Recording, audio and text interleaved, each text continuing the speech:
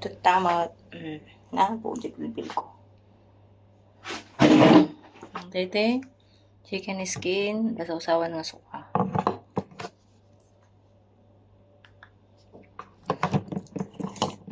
Arestado ang mga nagpakilalang Taiwanese tourist sa Palawan, pero listadong kinukuhanan ng video at litrato ang mga barko ng Philippine Coast Guard gamit ang ikinabit nilang CCTV. Nadiskubre ring Chinese sila at konektado sa isa pang naarestong Chinese spy ayon sa aming source. At yan po ang pintukan ni John Consulta, exclusive. Nagpakilalang turista mula sa Taiwan ang lalaking ito na kumukuha ng video at litrato sa tabing dagat sa Palawan. Pero nagtaka ang ilang residente na sa kanila ay kakaibang kilos ng umano'y turista. Sa video ito, makikitang ang kinukunan pala niya, barko ng Philippine Coast Guard na paalis Mandila kami kay chicken skin ito. Ang kabayan, alalaan da. Tapos, prito may. Nagprito natin kaya dumawat na. Beach ngayon ng mga foreigner na biglang dumaan yung mga coast guard na lalaking barko, nagbibidyo rin yung mga foreigner, pero hindi ko hindi po doon sa tagong lugar. Sabi, Taiwanese daw siya na halos mautog na doon sa tago. One time po, napalipat po sila ng drone. Pinakabahan po kasi yung mga staff doon na bakit nagpapalipat ng drone na walang pilot at wala rin yung may-ari. Mas naghinala pa ang ilang residente sa Palawan nang magkabit ang mga nagpakilalang Taiwanese tourist ng CCTV sa isang resort na kanilang nirentahan kahit walang pahintulot ng may-ari at ang mga CCTV camera nakatutok sa karagatan. Nagtataka po kami kung pinakatutok po doon sa dagat na kung saan yung mga barko po ng mga coast guard sa Caribe, doon po dumadaan. Ayon sa source ng GMA Integrated News, ang mga nagpakilalang Taiwanese tourists ay mga Chinese nationals na hinihingalang nagsasagawa ng espionage o pang-iispiya. Ayon pa sa aming source, konektado umano sila sa unang naarestong Chinese national na ayon sa NBI at AFP ay isang hinihinalang espiya. Itinanggi ng asawa at pamilya ng arestong Chinese ang aligasyon. Pero ayon sa AFP at NBI,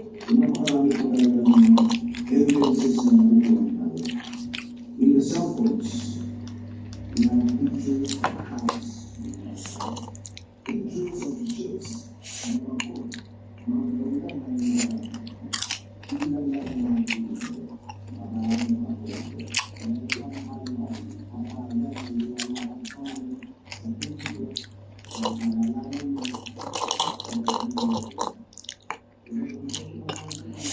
Gods. Pero naimas. Magkabukbol na.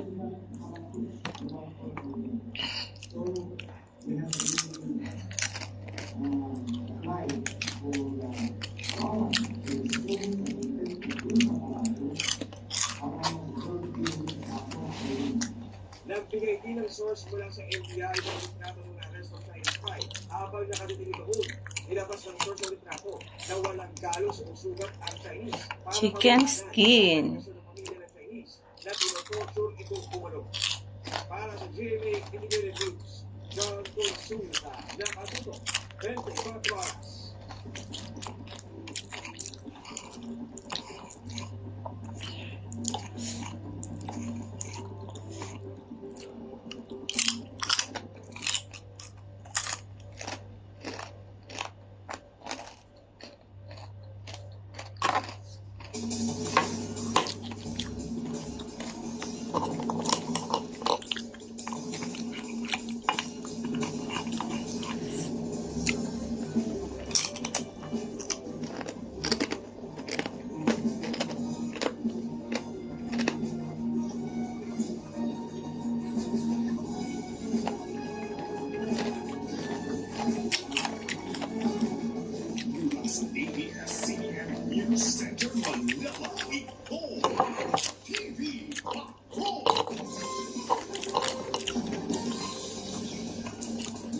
Maging Pilipinas, simulan natin ang balitaan sa sunod-sunod na insidente ng sunog.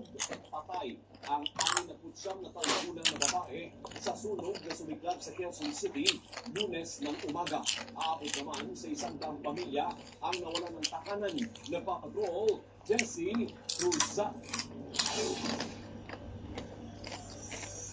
Wala nang nagawa ang mga insidente habang pinapalo na nilalamon ng apoy ang kanilang mga bahay sa barangay Old Palarak, Quezon City, pasado alas 9 Lunes ng umaga. Habang ang ilan, kanya-kanyang dala ng gamit na pwede pang maisalba. Itinaas ang sunog sa ikalawang alaba kung saan higit 4 na kontrak ng bumbero ang rumisponde. Doble naman ang panututan ni Tony Sabido at ng kanyang pamilya.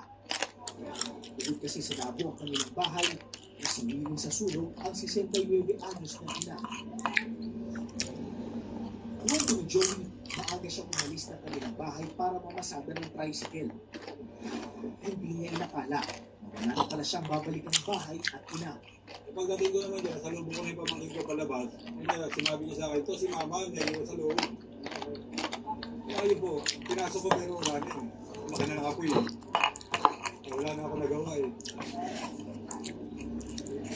Pasado alas 3 ng hapon nang makuha ang labi ng biktima sa mismong sala ng kanilang bahay.